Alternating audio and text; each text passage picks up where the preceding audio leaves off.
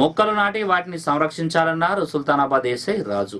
హరితహారం 3వ విడతలో భాగంగా సుల్తానాబాద్లోని గాంధీనగర్లో ఇంటింటికి పండ్ల మొక్కలు పంపిణీ చేశారు ఎస్ఐ రాజు. ఈ కార్యక్రమంలో MPTC Palla Suresh, Jagruthi Peddapalli division convenor Bandari Kamalakar, Tummara Raj Kumar, Anumala Bapurao, youth club సభ్యులు, మహిళలు ఉన్నారు.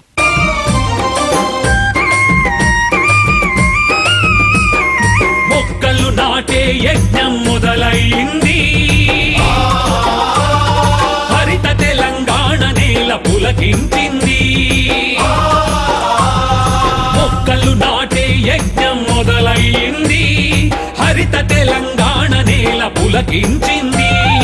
ఆకుపచ్చ పొద్దు పొడిచి ఆకాశం మురిసేలా,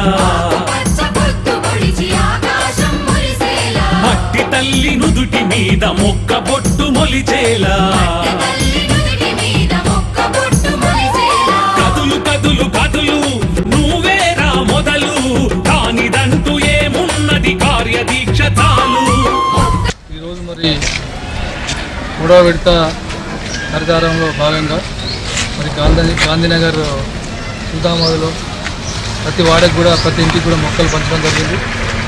మరి ఈ కార్యక్రమం పురస్కరించుకొని శివాని కాలేజ్ పిల్లలు, మరి యువత, హరిత సేన, లోకల్ సంబంధించిన ప్రజాప్రతినిధులు కూడా పాల్గొనడం జరిగింది.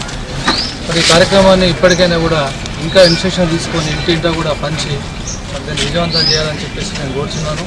ప్రతి ఒక్కరు కూడా అప్పచెప్పిన మొక్కను మనకు బాధ్యతగా సంరక్షించి కొంచెం ఒక సంవత్సరం వరకు కనుక మనం దాన్ని చూసుకుంటే అది ఎదగడం జరుగుతుంది. మరి అన్నీ కూడా మీ అందరికీ తెలుసు దీని ద్వారా ఏం ఉపయోగం ఉన్నది.